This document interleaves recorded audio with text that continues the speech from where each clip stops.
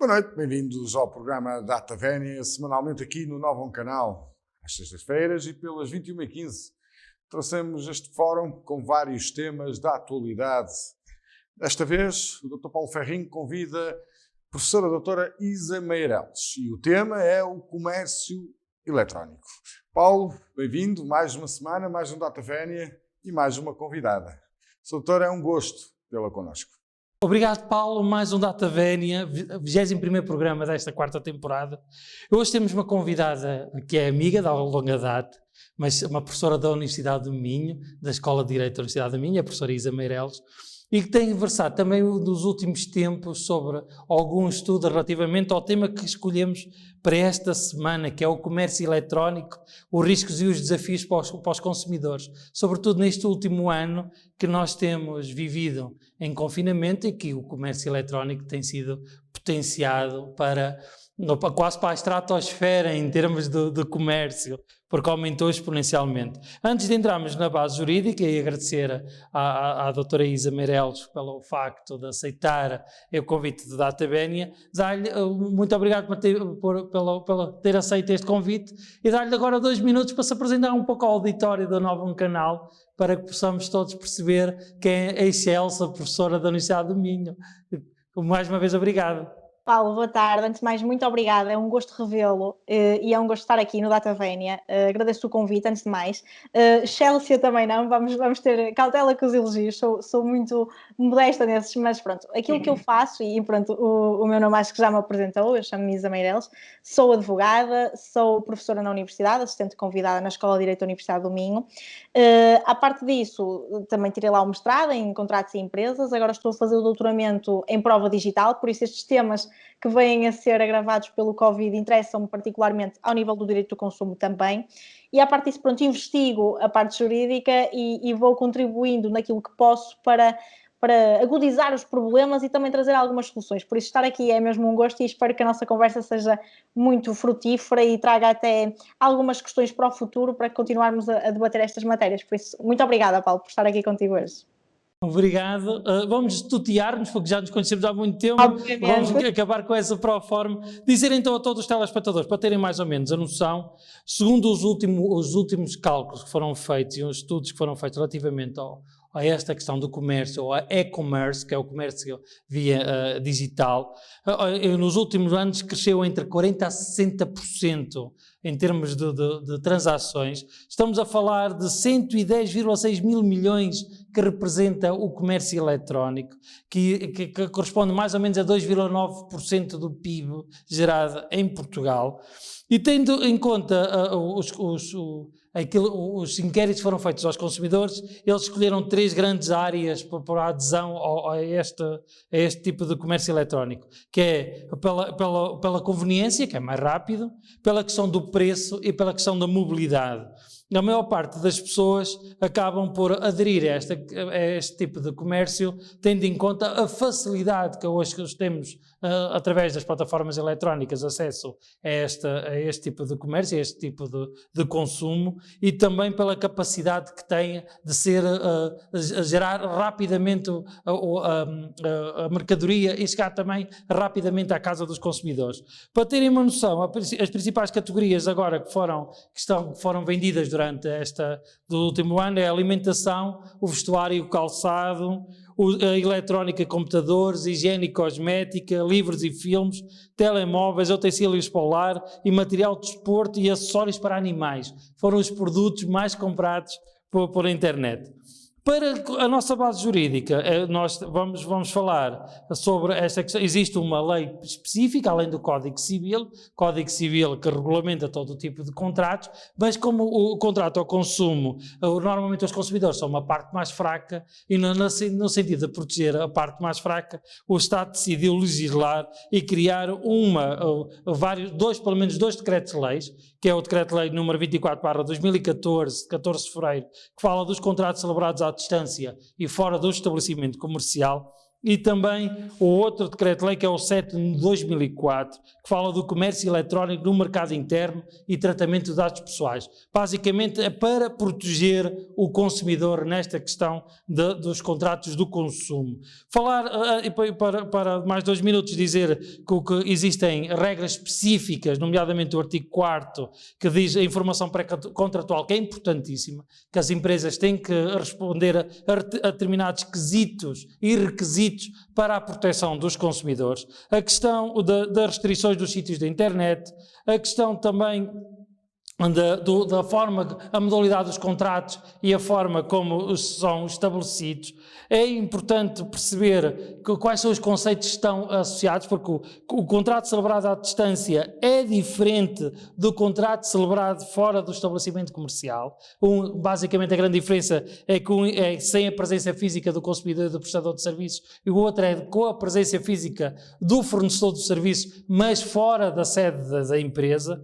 É importante também saber que existe o direito livre de resolução, e depois já vamos falar, que é os chamados 14 dias a partir com determinado tipo de requisitos, da celebração do contrato, de quando recebe o bem, e também se pode alargar até 12 meses em circunstâncias muito específicas que já vamos explorar, que a ISA, que domina muito mais esta matéria do que eu. Relativamente ao tratamento ao comércio eletrónico, o 7 de 2004 aplica-se, por exemplo, ao LX, ao stand virtual, que são plataformas diferentes que é de revenda. Relativamente ao Código Civil, é importante lembrar o artigo 219, que é a liberdade da forma, o artigo 220, que é a inobservância da forma legal, que gera nulidade ou não do contrato, e a questão do artigo 224, que é a eficácia negocial, e o 227, a culpa na formação dos contratos por causa das regras da boa-fé, que obrigatoriamente têm que ser seguidas. Só para terminar, dizer que quais são os tipos de contratos à distância. Estamos a falar de vendas por correspondência postal, contratos celebrados através do telefone, contratos celebrados através da televisão e contratos celebrados pela internet. Isto são contratos celebrados à distância. Os contratos celebrados fora do estabelecimento comercial, as modalidades, estamos a falar do contrato celebrado do domicílio do consumidor, os contratos celebrados no local de trabalho do consumidor, os contratos celebrados em reuniões, os contratos celebrados em viagens organizadas e os contratos celebrados em local indicado pelo profissional. Não nos podemos esquecer sempre da lei de defesa do consumidor, também é importante, que é uma lei estruturante, e uma questão que é também muito fundamental, que é o direito ao arrependimento, que a ISA já nos vai explicar, porque este direito ao arrependimento permite gerar, se não for cumprido, gerar algumas coimas para as empresas que não responderem e não respeitarem a lei. Por último, dizer que há aqui leis que são importantes, que é a Lei da Proteção de Dados, que é a Lei 58 de 2019, o regime aplicável às práticas individuais restritivas do comércio, que é a 166 de 2013, os mecanismos de resolução extrajudicial de litígios ao consumo, que é a Lei 144/2015, a questão do Decreto-Lei 62 de 2009, que transpõe a diretiva relativamente à formação, ao comércio eletrónico, também é importante, e entre outras, a infração de económicas e mais uma data deles, sobretudo a lei também da defesa do consumidor. Basicamente, a primeira pergunta que eu vou fazer e obrigar, acho que passei na prova oral, Isa, não é?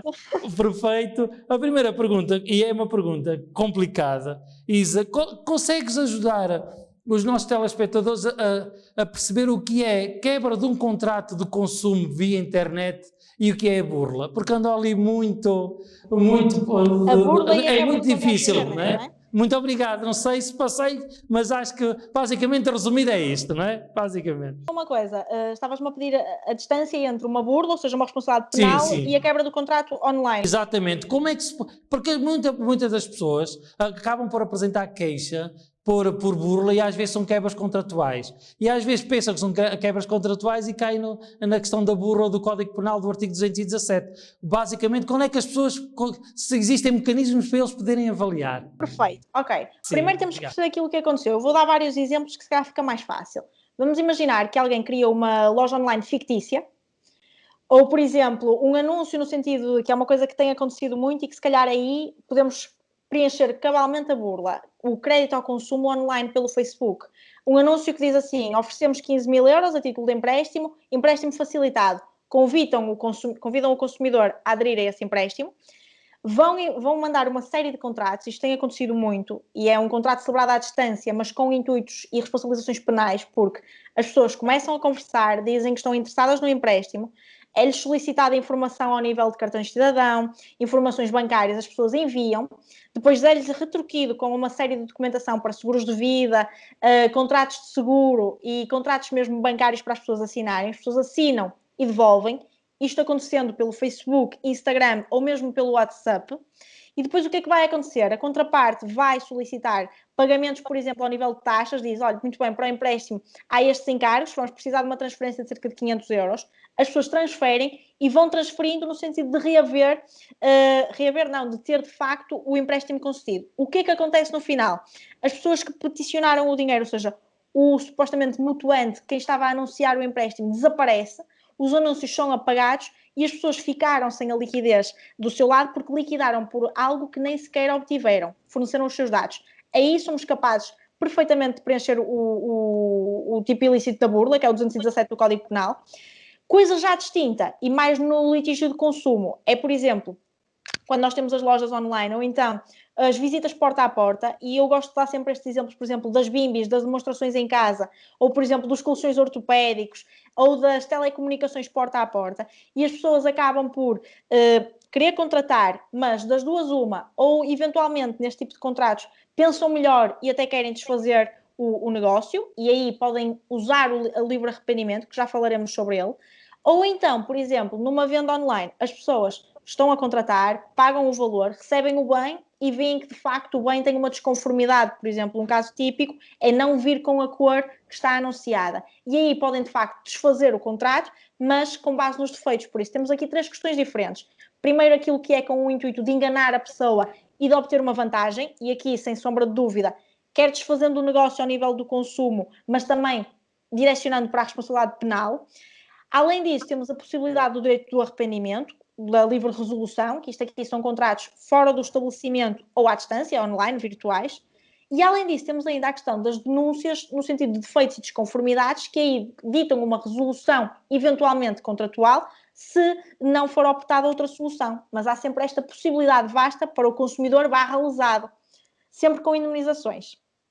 E como é que funciona essa questão do direito ao arrependimento? Explorarmos um bocadinho mais, para que as pessoas tenham instrumentos para poderem reagir. Reagir, e muitas vezes ele não é anunciado, e isto pode parecer estranho o que eu vou dizer, Paulo, mas até pode ser bom não ser dito que existe este direito. Já vou explicar porquê. O direito ao arrependimento surge em 2 tipos de contrato, que é o contrato à distância, ou seja, quando, por exemplo, nós os dois estamos aqui à distância, nós estamos na presença física um do outro, ou seja, quando é tudo online, seja pelo Facebook, por um website, pelo Instagram ou pelo número de telefone, ou seja, por uma chamada telefónica. E também fora do estabelecimento, que é quando existe a presença simultânea de ambos, mas deslocalizados da chamada loja. Por exemplo, virem a um escritório e oferecerem, por exemplo, venderem uma compra de um faqueiro, ou estarmos nós em casa e recebermos uma visita para nos venderem alguma coisa. Neste tipo de contratos, o legislador esteve à frente. E esteve à frente de forma muito positiva, que é, dado que as pessoas não estão a ter contacto direto com a loja, ou seja, não estão a ter a entrada presencial numa loja. Isto é totalmente diferente de tu entras numa loja e, por exemplo, sentires o toque de alguma peça do que a comprares online. E por isso o legislador disse que, independentemente de existirem defeitos ou desconformidades ou algum vício, o consumidor, quando recebesse o bem ou o serviço ou o direito, porque pode ser um serviço, a telecomunicação é um serviço, ele se pudesse arrepender e dizer simplesmente eu não quero. E não quero porquê? O porquê nem sequer se equaciona. Não quero e pode simplesmente desfazer o contrato. O que é que vai acontecer aqui? Se não for informado pelo vendedor ou prestador de serviço que tem este direito ao livre arrependimento, o prazo são 12 meses. Se for informado, são 14 dias. A partir de quando? A partir de que ou o bem é recebido ou o serviço é efetivamente prestado. Isto aqui vai possibilitar, muitas das vezes, separar linhas, porque, por exemplo, quando contratas um serviço de telecomunicação e ele não é instalado, já tens ali uma violação contratual, tens uma responsabilidade contratual. Mas se calhar resolveres o contrato por um incumprimento contratual nessa ótica vai ser muito mais moroso do que dizeres, bem, não passaram os 14 dias, eu quero me arrepender, devolvo tudo. E para o consumidor, este arrependimento pode ser muito mais vantajoso, porque é mais célere, não têm que estar com demandas judiciais, não têm que estar propriamente com cartas, preenche um formulário que está na internet ou vem no próprio contrato que lhes é enviado, se não vier está na internet, preenche, devolve-os, por exemplo, os aparelhos de telecomunicação, devolve o bem, sem custos adicionais e desvincula-se. Oh Isa, mas isso é para o mercado nacional, os 14 dias, porque há muitas compras que nós fazemos a toda a Europa e todo o mundo, e há países que só aceitam 7 dias para o livre arrependimento. Certo, mas aí depois vamos ter uma problemática que é a discussão de que país é que se vai sobrepor. E nós vamos ter de ver onde é que de facto saiu a injeção de dinheiro e depois temos que perceber que a nossa legislação tem uma transposição de uma diretiva. Pois, embora o país eventualmente só aceitar os 7 dias, nós podemos reivindicar no sentido de que o momento em que nós recebemos e a nossa legislação é muito mais favorável e o consumidor onde é que ele se situa. Se situar em Portugal, eu sou sempre do entendimento de se tentar o prazo maior. Isso, e existem formas, já existem associações que protegem os consumidores, não é? E conseguem dar alguma capacidade de resposta. Que tipo de sugestões é que deixas aos nossos consumidores para eles terem cuidado? As cautelas e a prudência que é sempre necessário nestas coisas. No online. Do online. Olha, primeiro, ainda há pouco estava a falar sobre isso, por isso é que até me trazendo no nosso encontro que, de facto, as cautelas têm que ser muito mais exigentes do que aquilo que seriam, porque nós temos tendência, e normal, para dizer que o consumidor é a parte mais fraca, ou seja, nós estamos na nossa casinha, somos consumidores, não temos que nos preocupar com nada. O problema é que já antes do Covid, mas mais agravado por esta pandemia, nós não sabemos com quem é que contratamos na internet. Temos reviews que são muitas vezes falsificadas, compradas através dos influencers, isto é uma nova realidade, e somos atraídos, por exemplo, aquele exemplo clássico que eu costumo dar é a frigideira antiaderente que dava na televisão e que agora saiu para as redes sociais e que as pessoas eram motivadas a comprar. Uma coisa é tu teres um anúncio na televisão e de facto a pessoa ser atraída para o anúncio e saber que aquela televisão tem os dados da pessoa que comprou o anúncio, como a pessoa que comprou um jornal para colocar. Coisa distinta atualmente é tu saberes quem é que está por trás de um perfil do Facebook, que pode ser falso, com uma identidade falsa, uma fotografia falsa e sem informação específica de se é uma sociedade, se é um empresário individual ou quem é que está ali e se tem uma atividade efetivamente aberta nas finanças. Aquilo que eu normalmente sugiro é, primeiro, mal exista a tentação de adquirir um bem online ou uma prestação de um serviço, tentar fazer print screen a tudo o que acontece. E quando pedem dinheiro, perceber como é que se vai liquidar de facto o valor. Primeiro, se é uma transferência bancária, porque aí temos um banco por trás e é mais fácil. Por exemplo, se for por MBWays, eu já começo a notar alguma desconfiança, porque não sabemos de facto quem é que é o número de telefone, se é um número idóneo ou não. E, por exemplo, se forem aquelas questões de pagar para um contrato que é criado no multibanco, que nós nem sequer conseguimos chegar à titularidade, aí é desconfiança total. Por isso, aquilo que normalmente, a primeira cautela é tirar print screens a tudo o que existe daquela loja, daquela loja virtual, porque a qualquer momento ela pode desaparecer do comércio. Porque o que tem acontecido e os problemas práticos é que a quem nós compramos desaparece e deixa de estar ou no OLX ou no Facebook, nós não conseguimos seguir o rastro e pagamos um preço por algo que sabemos que se calhar nunca vai chegar. Por isso, a primeira cautela é essa. Segundo, procurar a questão do livro de reclamações online. Há uma obrigatoriedade legal de todo o comércio online estar registado e ter um livro de reclamações online. E nós temos que recorrer a ele enquanto consumidores e escrever nele para que a autoridade de fiscalização possa atuar. Que é a ASAI, neste caso. A ASAI, exatamente. Além disso, nós estamos a falar assim de compras e vendas bagatelares online, mas... Porque há muitas burlas, por exemplo, associadas à questão do alojamento de verão, sazonal, não é? Do Airbnb e do Booking, porque, por exemplo, e isto é uma questão muito peculiar. O Airbnb, nós olhamos para a plataforma e pensamos que é algo idóneo e que estamos a contratar numa plataforma que é completamente credenciada, porque tem lá uns códigos do alojamento, o registro do AL. O que vem a acontecer agora é que as pessoas registram-se lá para, alegadamente, colocar um alojamento para ser contratado, mas o código que lá está é um código que é utilizado de outros alojamentos. Ou seja, existe também aqui uma certa burla, porque há uma identidade falsificada e uma utilização indevida de outra licença. E o que vem a ser dito é que deveria ser o consumidor a confirmar este alojamento. E eu não entendo que deva ser o consumidor, mas deixo a recomendação que confirmem. O grande problema é que se o consumidor não confirma, paga o valor, deixa lá os dados de pagamento, vai ao dia, chega ao local e de facto o alojamento não existe, como é que nós vamos conseguir perseguir de facto quem é que está da outra parte? Exatamente. A prova é muito difícil, mas se nós tivermos print screens, e neste caso é uma questão ainda maior, vamos ter de ir atrás também da própria plataforma. ainda que a própria lei não o diga, mas temos o Código Civil, como disseste inicialmente, e muitíssimo bem, que pese embora não ser propriamente com a plataforma uma relação de consumo, vamos ter de ir pela responsabilidade contratual porque celebramos um contrato online. Claro. Isto é importante. Uma das vertentes que tens trabalhado profundamente tem a ver com a desproteção ao nível da prova, não é? Relativamente, e isso, como é que estamos relativamente como é que o consumidor consegue gerar a prova, além desses print screens, tem outras formas de gerar a prova do incumprimento contratual ou destas burlas? Para poder reagir perante a justiça ou junto do advogado que possa ajudá-lo, como é que se pode criar?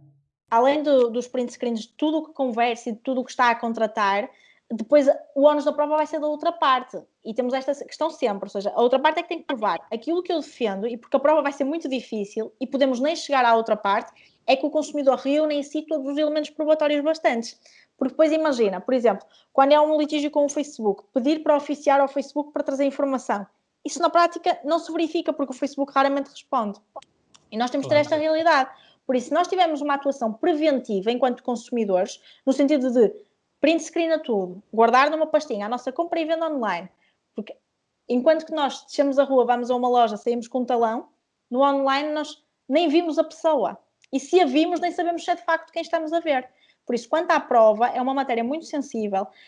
Há uma lacuna legislativa relativamente a esta matéria, porque de facto são questões muito prementes, mas não é pela pandemia. As pessoas agora é que estão a falar disto associadas à Covid, mas isto já vinha de muito antes e se calhar temos que combater.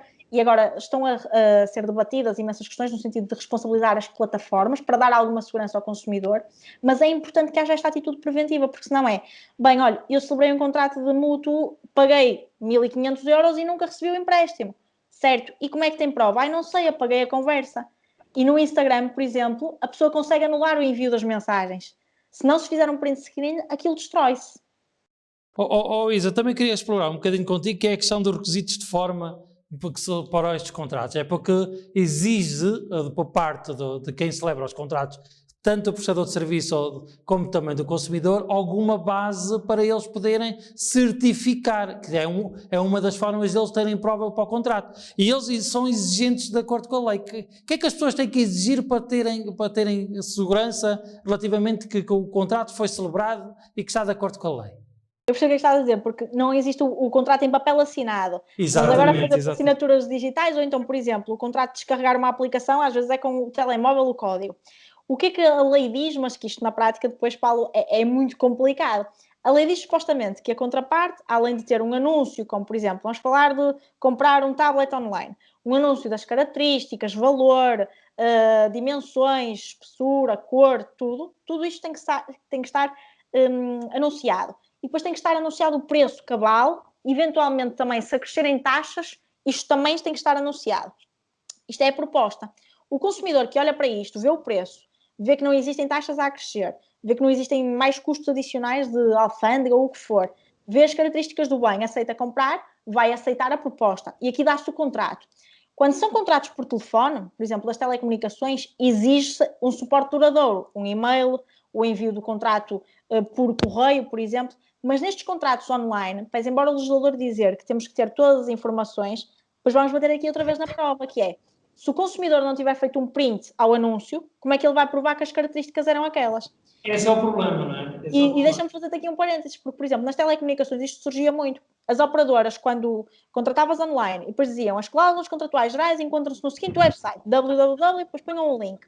Se não se fizesse um print, daqui a 2 anos tinhas um litígio e diziam assim, mas aquela cláusula tem uma fidelização de 42 meses. Mas que cláusula que eu não tenho a cláusula? Ias ao site e o site tinha sido alterado. E não conseguias, de facto, provar qual é que era a cláusula em concreto que estava em vigor há 2 anos atrás.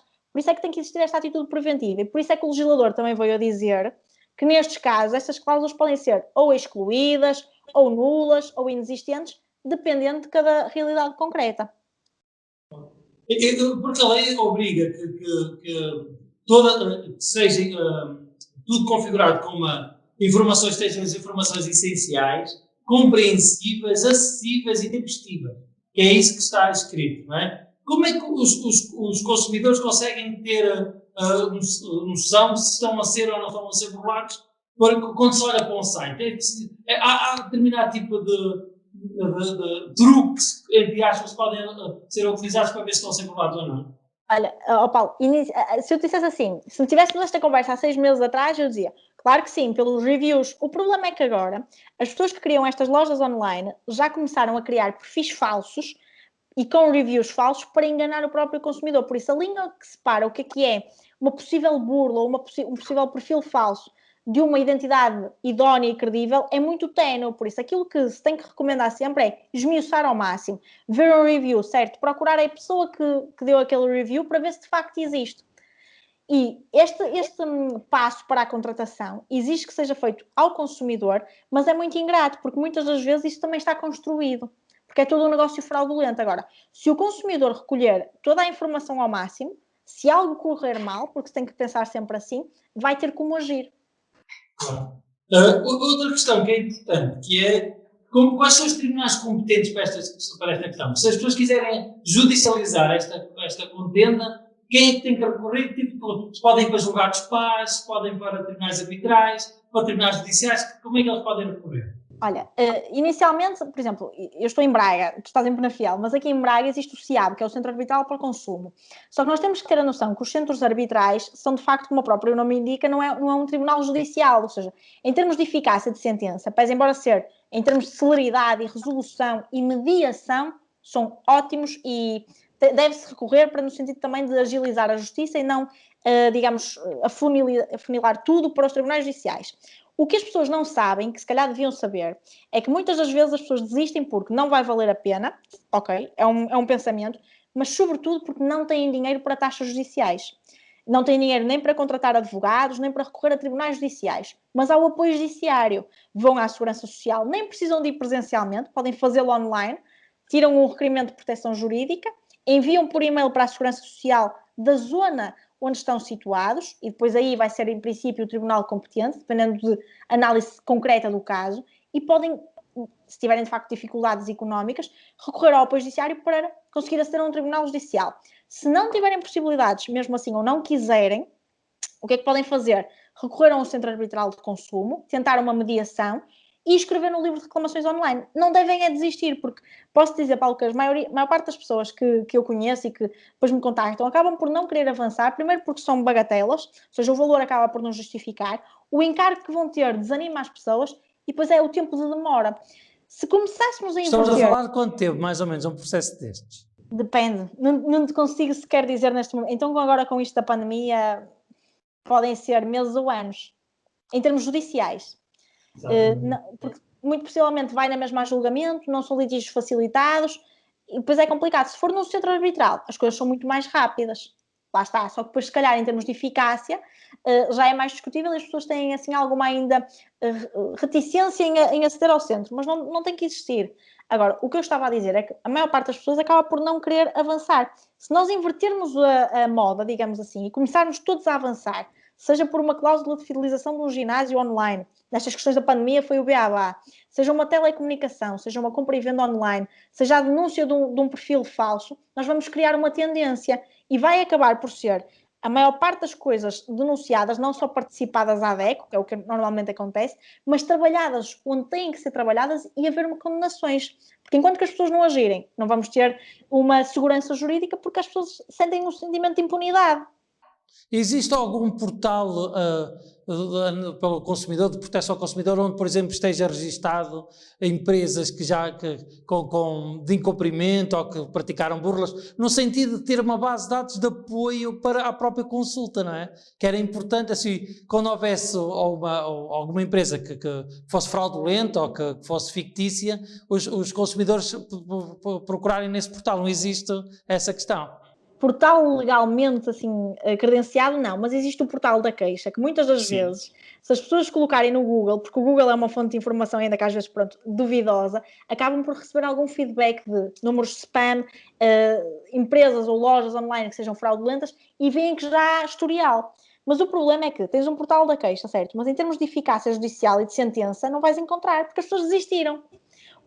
E há um apelo, e tu tens uma voz, e acho que isto é maravilhoso estar a acontecer, porque as pessoas têm que ir em frente e não têm que ter medo, porque às vezes não precisam nem de ter um advogado para recorrer a estes serviços. Basta irem a um centro arbitral, fazerem a participação do que aconteceu, contarem, recorrerem à DECO, se não tiverem esta possibilidade. Se tiverem a possibilidade de sequer pedir um apoio judiciário e tiverem uma insuficiência económica, podem ir para um tribunal social com um advogado do Estado, não têm gastos e não há desculpas para não exercer os direitos, porque hoje foi a uma pessoa, mas amanhã é outra, e se calhar se nós criássemos um precedente, as coisas eram muito mais facilitadas. Quais são os produtos, ou, neste caso, as compras mais que têm tido mais problemas? Que áreas de atividade é que há mais problemas? Para que as pessoas fiquem sobre aviso. Agora, por exemplo, nestas questões da pandemia, as compras online deram todas praticamente problemas por causa dos prazos e das entregas. Mas, por exemplo, houve um grande problema ao nível das máscaras não certificadas em termos de pandemia.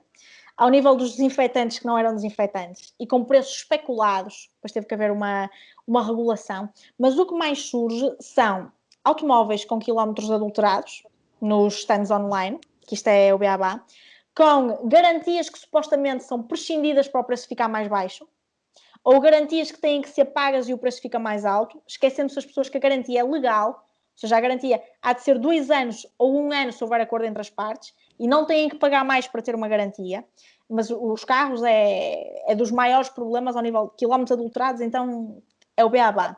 E além disso, também dos próprios alojamentos locais que não existem, ou seja, a chamar-las de burlas das férias, isso acontece muito, e depois é a questão do vestuário, as pessoas que encomendam e não chega, ou encomendam, por exemplo, uma coisa que achavam que era de uma marca e vem falsificado, e depois lá está, existe, denunciam verbalmente, mas não chegam à prática, por isso não temos um precedente, nem temos um estudo efetivo, de facto, daquilo que está a acontecer.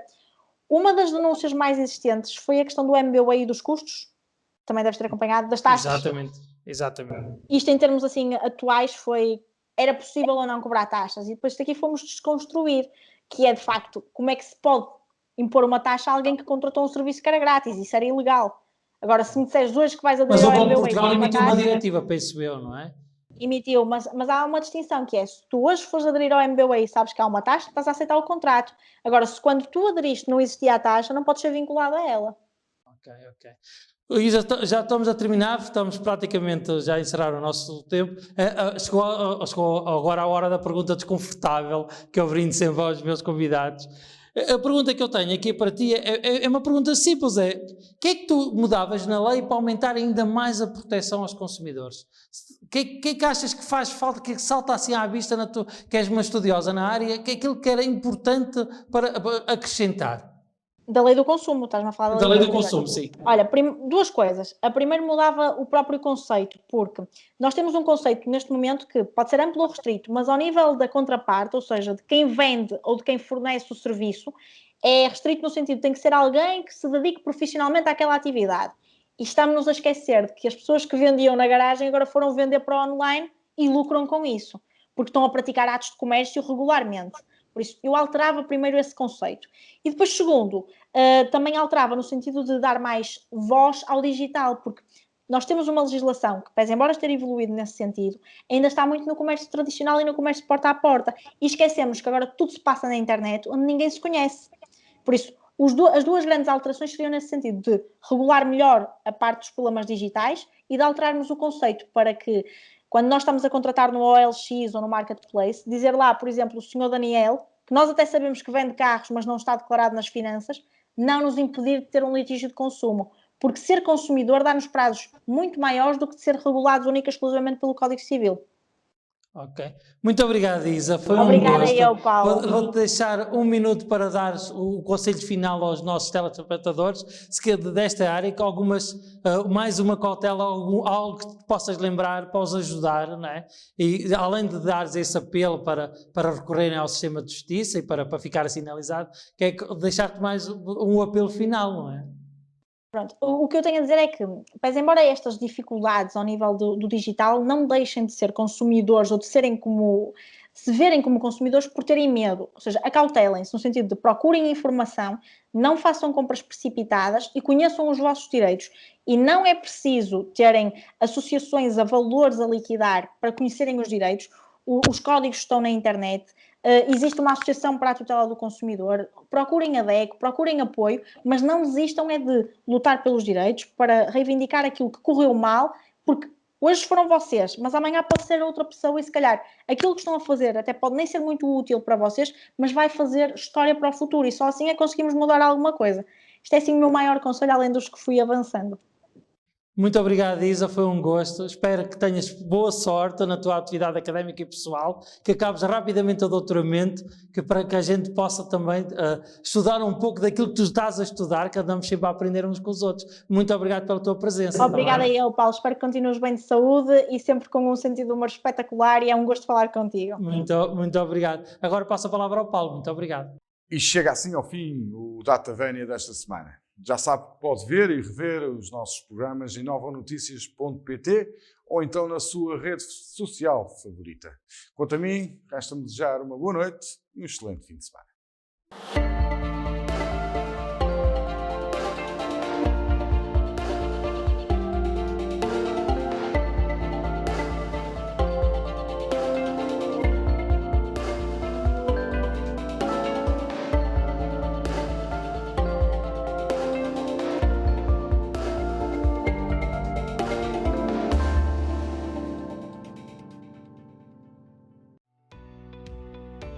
Novum Canal. Sempre Novum, sempre seu.